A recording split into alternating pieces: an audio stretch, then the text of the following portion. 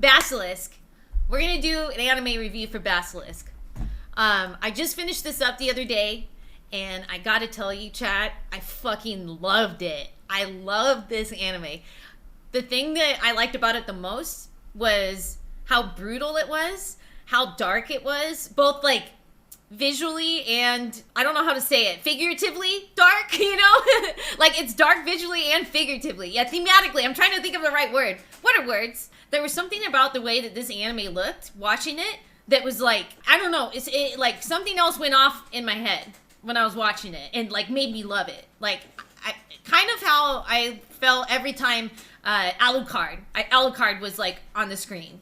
The way that he was drawn in both the old Hellsing and Hellsing Ultimate, like, was just insane. Like, drove me fucking wild. And this anime did the same thing, like, the whole time. Even if there was weird scenes and stuff happening, you know, or I was like, what the fuck is going on? I just loved the way it was drawn. I thought it was so fucking tight. So that was definitely a bonus about this anime. There was a lot of weird, like, rapey scenes in it that I wasn't super down with.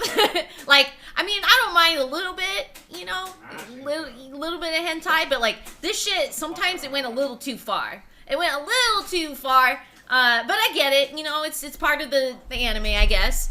So we should probably go over the premise of this show, right? I kind of just jumped right into it. Basically, there's these two clans. There's the Iga and there's the Kuga. I don't know if I'm pronouncing that correctly. And there's been like a 400-year-long kind of truce or pact between these two clans that was set up by some Hattori Hanzo guy.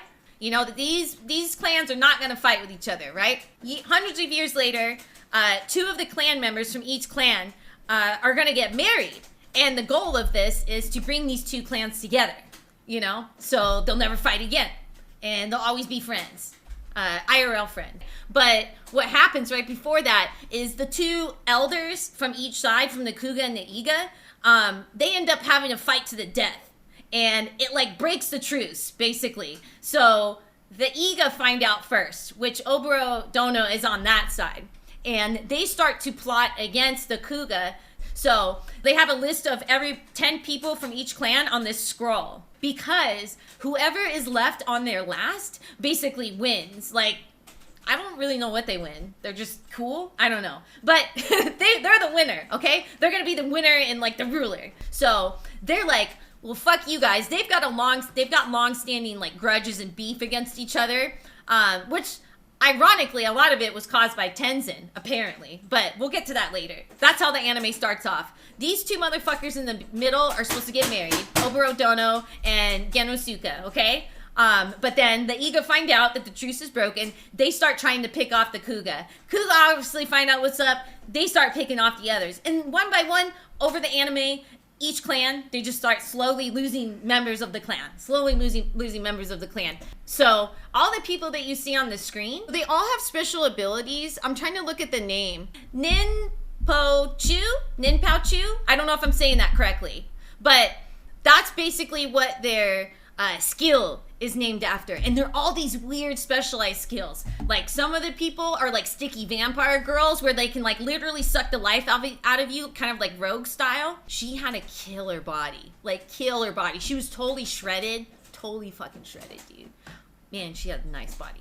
One of my favorite ones was actually this one dude. He could actually change his face. If he kills you, he can change into your face. And like, it's basically like, what was that movie with Nicolas Cage and John Travolta, Face Off? It's like a Face Off type situation with that dude, which is super tight. That's the guy, I believe. Where is he on this? I'm not actually seeing him on this picture. Actually, I think he might be cut off. But, oh no, he's all the way, is it the guy to the right? No, that's not him. Oh, so the guy all the way to the right, next to the chick with her titties hanging out, that's Nikki Six. I'm just kidding. I don't really know what his actual name is, but I called him Nikki Six. The one that I'm referring to as Nikki Six is Koshiro Chikuma, and he could make like windmills or vacuums, I guess as they're called. That was super tight. I actually really liked him a lot, and I thought he had some really cool character development in this anime. Oboro, though, she's the main chick. She's the main chick that's supposed to get married to Genosuke. Am I saying his name correctly? Genosuke. That's the guy that she's holding on to, and he's part of the Kuga. Genosuke, these nuts, yeah. One of the other really cool characters that I really liked, even though he was kind of a bitch, was Tenzin. Tenzin was super sweet. He's the guy all the way to the top left. He didn't really have a special ninja skill. He's a really good swordsman, but he had like some demon-like skills. He was like, he could die and then he could come back to life. It was so fucking tight, dude. That was the coolest shit ever. Even though he was a bitch, and he was a little sexually aggressive when, you know, the chick didn't want that shit. But he was cool. He was cool. The guy all the way in the back that you see, he's one of the Kuga members, and he had some like spider skills. That was super tight. So I guess what I'm getting down to by just talking about all the cool different skills that these guys had was I really liked them. That was one of the things I really enjoyed about this anime. By the way, the person that had the coolest skill, I thought, out of all of these ninjas was Genosuke, the main guy, the main squeeze, which, by the way, was super fucking hot. He's definitely top tier husbando. His skill was sick. His skill was anyone that's attacking him, he just like thinks really hard, and he will make you attack yourself. So I'm going up to attack him, right? And I'm gonna fucking swing with my katana. He's gonna be like, nah, dude, I'm gonna fucking slit my own throat. Like, that's his skill. Anybody that is gonna aggressively go after him, he turns that aggression onto that person. They literally commit suicide. It's crazy. It's so sick, dude. It's so sick. So we get to the end of the anime, right? The only two people that happen to be left is Oboro Dono and Kenosuke. And they go to this Hattori Hanzo guy because they want to be like, yo, dude, we don't want to fight anymore. We think this is whack. We just want to get married, right? But they're like, nah, man, you got to finish this through to the end. So they're like, fuck. Well, Oboro Dono loves the fuck out of Kenosuke, and likewise, they love each other. It's like a Romeo and Juliet type situation, except everybody's killing each other. So at the very end, instead of, she could have killed him, by the way. He's super weak at this point because he's been fighting all these fucking ninjas off. Super fucking weak. She could have just walked up to him and stabbed him. But she went up to him and she ended up stabbing herself. It was like, I love you, dude. And then she stabbed herself. And then he was still like kind of alive, you know, and he picks her up, they go into the water, and then he just like kills himself, and they like float away together. Like, it's Romeo and Juliet, dude. They fucking float away together, like dead in the river. And it's like, damn, that was like a really like sad ending, but it was like sweet in a weird way. I don't know. Bottom line, this anime was tight.